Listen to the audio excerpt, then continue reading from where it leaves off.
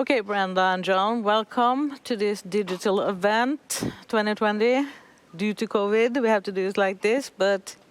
And record the interview because YouTube went down.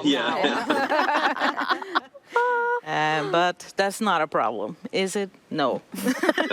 It's working. So you're here today to talk about your amazing career, obviously. But the first thing we want to know is, how did you get started in the gaming industry? Well, started in the gaming industry. My first job was in 1987. I really wanted to work at a company called Origin Systems, and I went to a trade show that year. I think it was in September of 1987. And I went to Origin's booth, and they were showing all the latest games that they were making. I basically went up to one of the computers and took out one of their discs and stuck my disc in and rebooted the computer. And the marketing manager's like, "What are you doing?" And they came over, and I was like, "Check it out. This is my game." And they saw it, and they're like, "Whoa, that's really good." And they wanted my information. So I gave my info, and I got their info, and I contacted them for the next couple months until they finally hired me. And that was it. And I went to Origin. I still can't believe the nerve of that story. Yeah. It's like, how did you dare doing that? I would never do something like that. I know. I couldn't believe if someone was even going to do that at my place. Like, it's a little harder with hard drives nowadays, but back then it was just a floppy disk. You just pop it open and throw a new one in, Yeah. How about you, Brenda? Well, both of us got started really young, and I think like even our early stories is just, being fascinated with computers. And I don't know when I would have I don't know when I would have started coding, but it was the same way that everybody started back then. You got a magazine, you typed the lines in, or you had some code and you tried to change numbers to see what it would do if if it said 30 instead of 10. But I got into the industry itself when I was 15. In just a fluke, there happened to be a game company located in Ogdensburg, New York, which is a town, that's really it's a farming town, right? There was zero reason for a tech company to be there, but there was. So my job was to answer, I was a living FAQ. So there was no internet at the time. So if you called Certec Software's number at between 4 and 8, you were going to talk to me, and my job was to play games and memorize them and answer the questions. So eventually, that grew into from there. It just grew into moving over toward a development role over the years.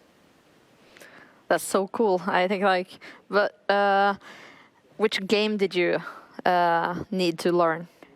Yes. All of them? All of them, okay. Yeah, I was like 15. Wizardry 1 was the first one, but then Proving Grounds of the Mad Overlord, and then Knight of Diamonds and Legacy of Legamen. By Return to Wordna, I was doing something else. I wasn't on the phones then. Yeah. But yeah, so people called up and wanted to know how to get to the 10th level. To this day, I can still answer any trivia question about any one of those wizardries from my head. There's it's all there. It's all there. It's and it'll never be scrubbed just for constant years. But I was 15. I got paid to play games, right? Fully functional games. It's actually the more fun version of QA. It definitely is, because the games weren't broken; they were finished. So it was great. I was really fortunate. I think you had our dream job. Yeah, definitely. Probably. Yeah. I think it's everybody's dream job, just to play games and remember them and then tell people. And get paid for it. Yeah. Don't forget that bit. You love telling people the answers to stuff that they don't know, right? How could you not love doing that all day long? But I want to know, how did you guys meet along the way? We met in 87, actually. Yeah, there was a contingent. He was working for Origin at the time, and there was a contingent from Certec going to Origin, and there actually wasn't a problem with the computer. The computer just wasn't on, but they brought out a programmer, which was him, to try to fix the computer. And so he turned it on, and that was it. Just to be clear, this was not me. I would have absolutely been like, "Oh, it's not on." It was just Brenda and Rob. So you guys both came down. So we ended up, that was when we first met, but I guess probably the more, just staying in touch. And then when we would go to GDC, because we both have a deep fascination for game history, know a lot of the same people, and neither one of us, like just random trivia, neither one of us drinks. So if we go to a conference and everybody goes out to party, like we would be the geeky ones that stayed behind playing board games. Oh yeah. Yeah, so we just, we've known each other forever, and we have a lot of the same interests. So that's how we met, and now we're stuck together. That's so cool. When did you are married, right? Yeah, for 8 years so far. Yeah.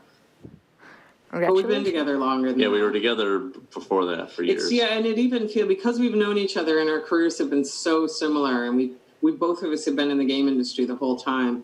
In a way, like if I said some piece of game trivia, I often use the phrase "cat's kunkel," and he would say "whirly," right? So, and like nobody knows that. I'm sure if there's people listening from the '80s, they'd be like, "Oh yeah, obviously cat's kunkel and whirly." They're writers they were, for Electronic Games magazine, right? But they were like everybody knew those names. Everybody knew those. Like names everybody knew Steven Spielberg's name. But in 50 years, no one's going to remember it. Yeah. So it's. I mean, the story doesn't last. John and I are like so. We are, at our core, just because we've done this, we've devoted our lives to games. I'm positive we would be absolutely miserable spouses for other people. But for each other, that is our area of fascination. And, the topics like almost all the topics of our conversation are around that in some way. And then you started Romero Games. How did you end up with a company like that? Well,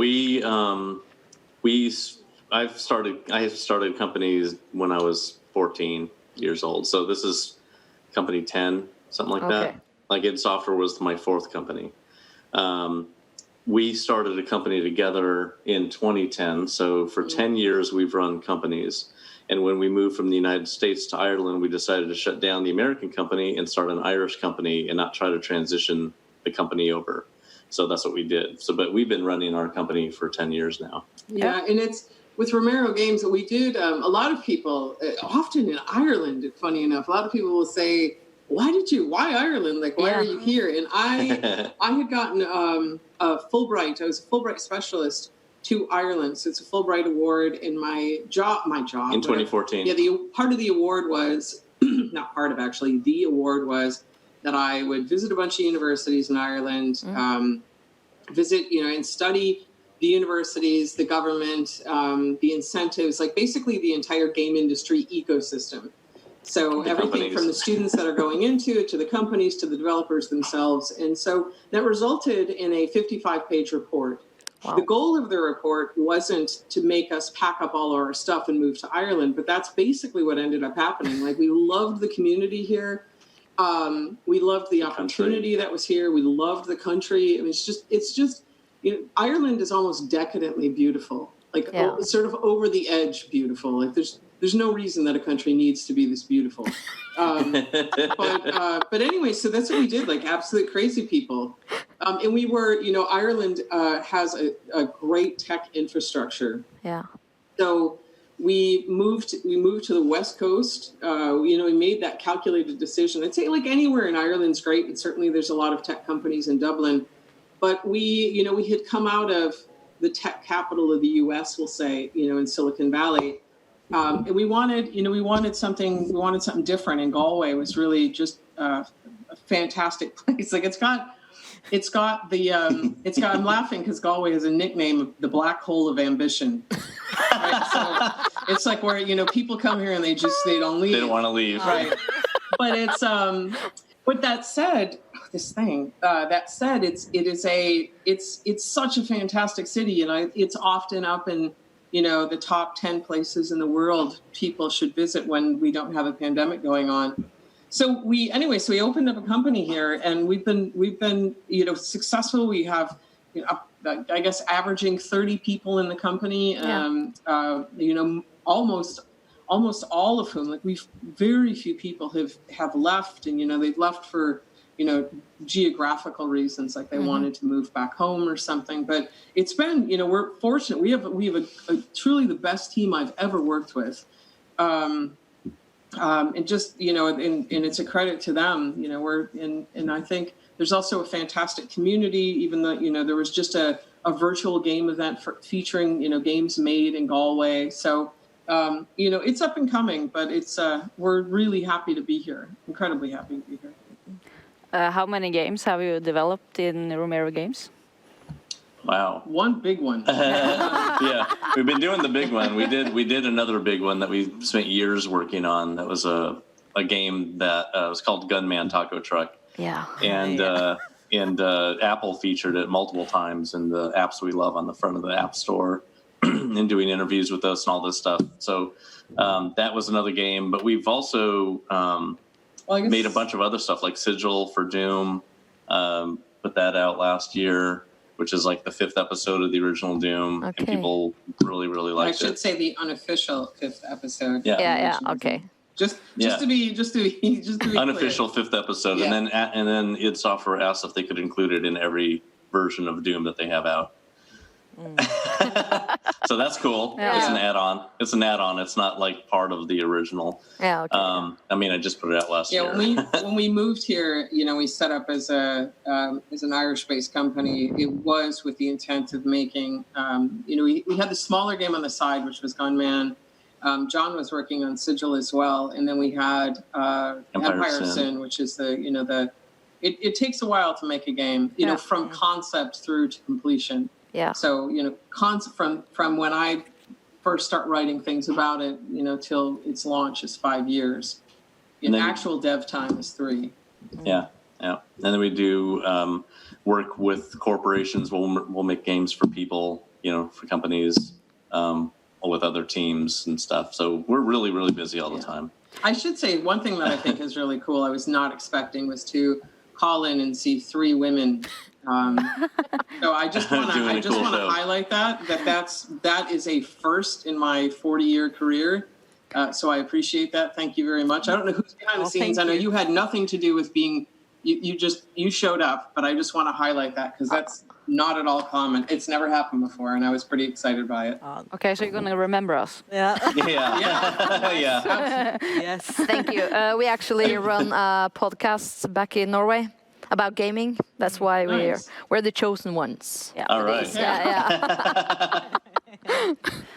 Cool. But you mentioned Empire of Sin. Can you talk about that game? Because we are so excited for it, and we want to know a little bit more about it, if you can tell us something about it. So.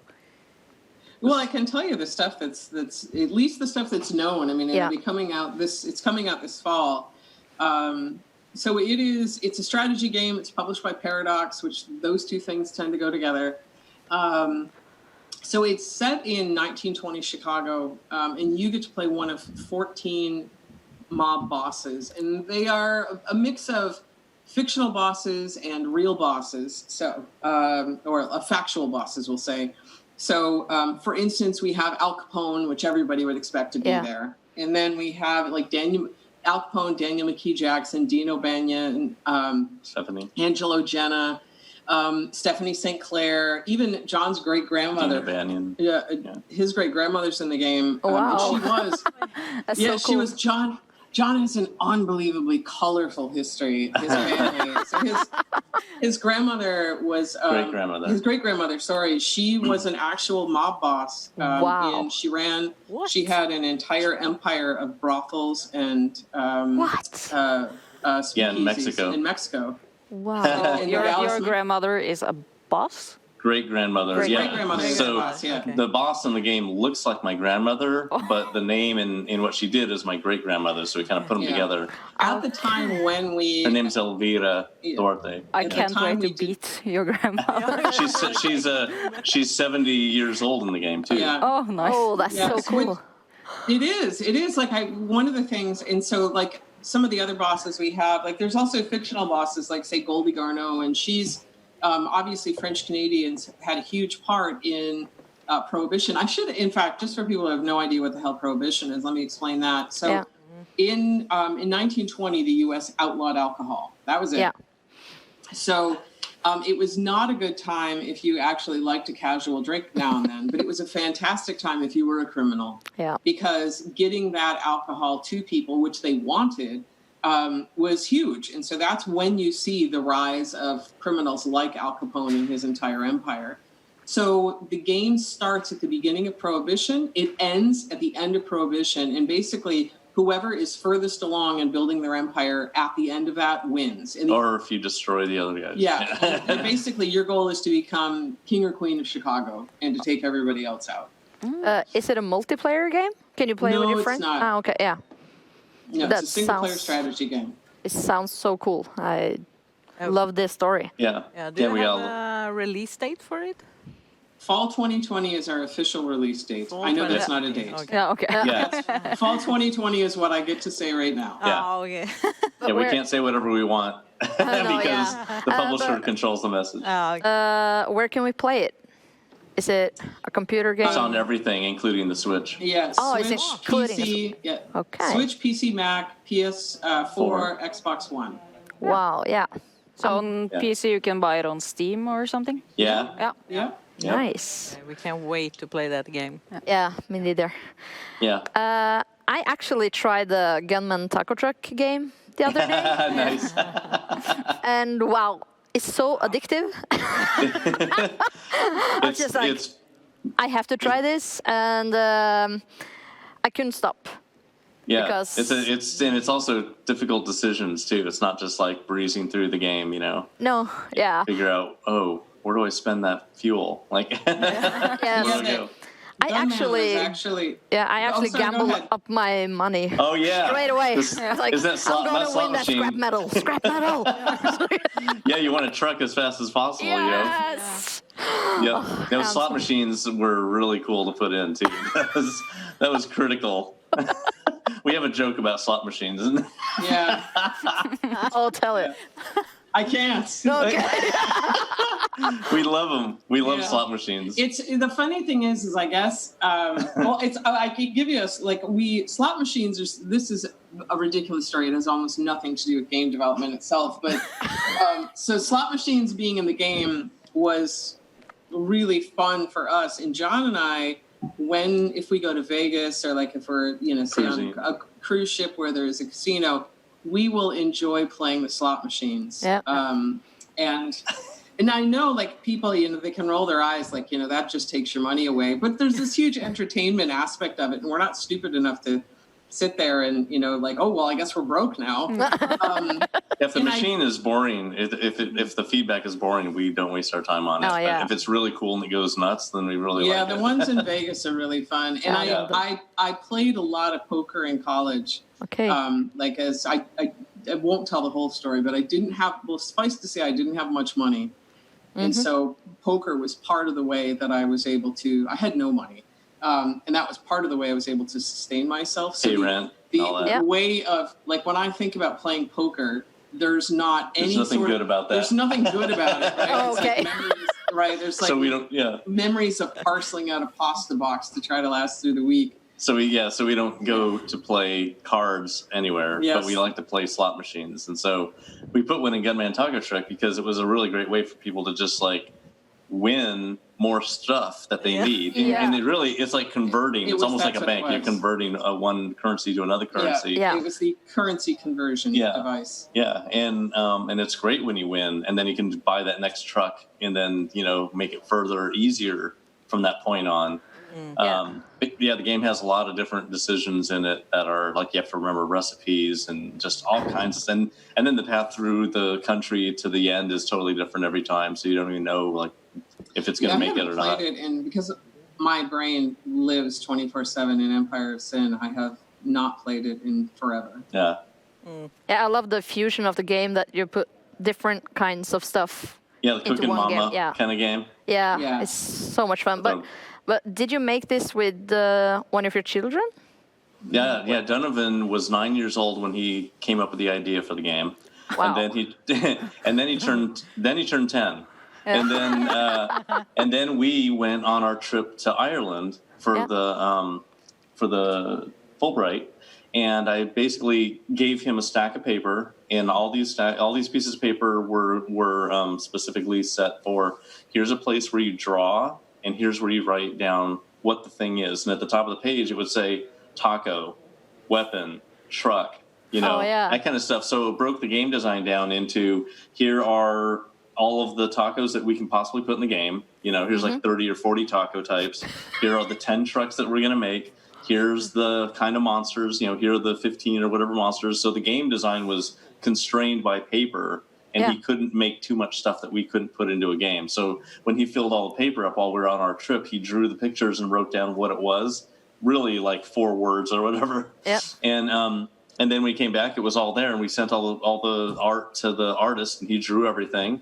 And then we started working on taking the ideas and putting it into the game. And we did that like at part-time in game jams the first year, and then we did it full-time the second year when we moved to Ireland. And then we got it done and released it on Steam and iOS and Android and everything. That's so amazing. Yeah, 10 years old. Yeah, we actually said earlier that we... is it too late to adopt? Yeah. That would be amazing. Yeah. Hopefully, Donovan, it's interesting because he's in 5th year. He's going into 5th year now. Yeah. And we actually had a near, this sounds so weird. We had a parental intervention. Like we want our kids to do whatever they want to do, whether that's in games or not, whatever is, they have a calling toward. And Donovan has a fascination with history, and loves historical games even. And we wanted, when he was a kid, he has notebooks and notebooks full of games, like game ideas. Like even he drew the HUD out for the games. Yeah. The whole player journey, like a 70-page player journey that he wrote out when he was 6 or 7. Yeah. Wow. We wanted him to know, there is a way to get that, the ideas that he came up with as a kid aren't, they're not just... they're not garbage. They're good ideas. Yeah, they're based on a lot of gameplay about the games. So we wanted him to know, you can take this history thing, and that actually does your fascination there. That actually, in fact, one could say Paradox. His has a game company, and a lot of Paradox games are based in history. So we talked with him about it, and then Maze is our second eldest daughter. She's working currently on QA in Empire of Sin, but she also led the design of a product called Cyber Squad, which was for HP and the Girl Scouts of America. Wow. So she's on her way now into games. Michael is a lead programmer at Glue right now. Yeah. So we've worked with Michael on a couple games in the past. He also worked on Gunman Taco Truck. Yeah. So it is, it is a family, quite literally a family business. And Avalon works in our shop. Yeah. Impressive. Yeah, it sounds amazing. So if we could adopt. You're going to get put almost immediately to work. However, is the downside. That's the downside. We need streamers. Yeah. Yeah, we're streamers. Yeah. Do we have any questions from the mystery man? The mystery man. That sounds Yeah. That's some question from the people that would... the audience that also don't have internet. Can you hear me? I can hear everything, yeah. We have a few questions. I have one, and there's one from a guy called Svein. He has a YouTube channel called Svein's World, which is a parody of Wayne's World. Nice. And this is for John. Are there any platforms you regret Doom being released on? It's been ported to so many platforms. Yeah, the goal is to get Doom out, and in anything, it doesn't run Doom, so it's on piano. Yeah, but officially, back when it was released, it's on toasters. I know it's on everything now, but back when it was released, it was on several platforms, and the one that was probably one of the lowest performing platforms was the Super Nintendo. Okay. But that ended up being many people's first exposure to Doom, and they loved it when they played it on that. And then they got a PC later, and it was like, oh my God, so I think it's good anyway that it gets out. The Sega 32X was also was also a platform that was not fast, but people loved it. People are collecting it, so there really isn't a bad platform for Doom, especially now that people play it on printers and you name it. In Teslas, it's like everywhere. Yeah, it's fun. Whenever somebody releases Doom on a new platform, I will get, since John's on social media, but for some reason people will come to me, especially on Facebook, because Facebook is, you can only have so many people there, and his account tends to get kind of bombed. And I will get, have you seen this? No joke, I get it at least 50 times. Yeah. At least, whatever it is, everybody, at least 50 times. Someone puts on some new piece of hardware, and there's a flood of links to it. Yeah, and so, and yes, I've seen it. But there's always going to be that first person, right, who I'll go like, no, I haven't seen this. Wow, this is pretty cool. And then I send it to John, and then 49 more people will roll it. It's on a keyboard that has like the LED keyboards where you can create the letters on the keyboard. Wow. And someone would make Doom run on one key. Or the touch bar on the Macs, like MacBooks and stuff. It's pretty funny. Yeah, and by the way, I can relate to doing like creative stuff with your kids. So whenever I buy a Lego set for my son, and he'll be there building it for 5 minutes, and he'll lose interest, and then I'll be stuck there for a couple of hours just finishing it. Is that the same for you guys? Yeah. How do you not want to do this? Yeah, but I actually have a question for Brenda here, because yesterday we talked to Howard Scott Warshaw. From Atari, and we talked about Carol Shaw, which was one of the first really cool genius female game developers. And I was wondering, getting into the tech business, did you have anyone to look up to? Well, geez, no. And I know that sounds like a weird question. But in 1981, if we specifically say when I'm getting into the game industry, we don't, at this point in time, bear in mind, I'm not in Silicon Valley, so I really would have had no knowledge of Carol Shaw when I first started doing things. There's no internet. I am, in fact, it's not even until... Might not even have magazines, right? Yeah, and not even... There's no way to know. There was no way for me to know anything, really. So in the very early days, however, I also didn't feel like it was a male-dominated industry, because I was at Surtech, and Surtech was 5 women. When I joined, it's 5 women, 5 men. And I didn't have this differentiation. It was like, these people make games collectively, and it wasn't like I said, these are the developers and these are the not developers. It was like it took all of those people to get that thing in a box and out the door. So it wasn't really until, I would say, probably, certainly somewhere in the 80s. Even when I go to college, and even in the programming and the computer science classes, there was a really strong percentage of women. And I went back recently, because this is quite obviously an area of interest of mine. And during that time when I was in college, 33% of women, 33% of students in computer science courses were women. So it's not like it is now, where sometimes you will see just that one, there's the lone woman in the class. So it was only later, I would say, when I really started to notice it. Once we get the internet and I become aware of people like Carol Shaw, then that becomes, then obviously it becomes incredibly cool. And I would say I identified with her far more than I identified with people like Roberta Williams. So Roberta, obviously Roberta has an incredibly important place in games and in the work that she contributed. I was much more of a role-playing gamer, though, and just super nerdy. Like, I was fascinated with how things worked. Dungeons and Dragons. Yeah, I was the super nerdy Dungeons and Dragons. I was the type nobody would want to hang out with, really, except other people like me. But Carol Shaw's work, is instrumental. And once I was not aware of her, just because I don't know how I would have been aware of her at the time. But certainly the contributions of women in tech are massive. including inventing the compiler, inventing assembly language, basic language, inventing Wi-Fi, inventing BASIC, writing the first computer science textbook, founding the first computer science program. I could give a whole separate talk on the incredible contributions of women in tech. In fact, the word computer was used to describe the women who computed. Well, yeah, women were computers. That's where the term actually comes from. It's like typist, computer.